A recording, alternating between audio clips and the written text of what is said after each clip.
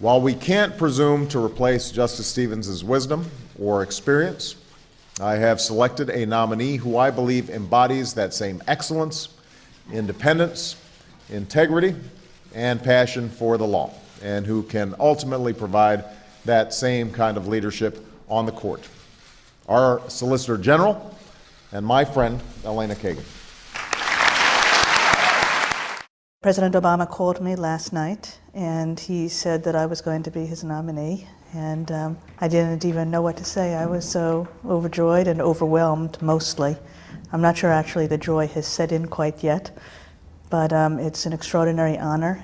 I grew up in New York City on the west side. I went to public school there. My mother was an elementary school teacher. My father was a lawyer. He was a community leader there, trying to make the community better for the lives of the people who lived there. I went to law school at Harvard, and that was the place that I ultimately came back to and became dean of Harvard.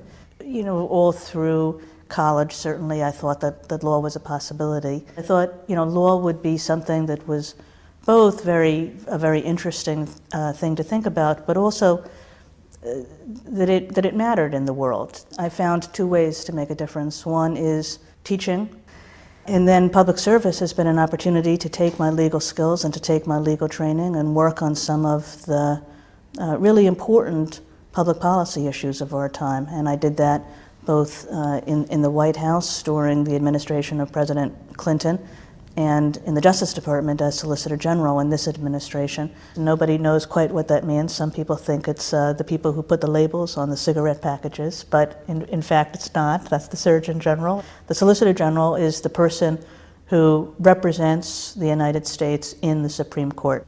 We participate in about 3/4 of the court's cases. It is the most remarkable privilege to represent the United States in the Supreme Court and to advance the interests of the United States, the kind of long-term interests of the United States as a country in the Supreme Court. And that's what I've tried to do as well as I was capable of, and I guess that's what I'm proudest of. I was a clerk, so the last time I was in the Supreme Court as a clerk was many years ago. It was 1987 when I clerked for Justice Thurgood Marshall, one of my heroes, one of the great figures of American law. I guess I hope that the American people over the course of this process will learn that I'm an open-minded person, that I'm a fair person, that I have good judgment, that I'll faithfully apply the law and do the best I can to decide it in the right way.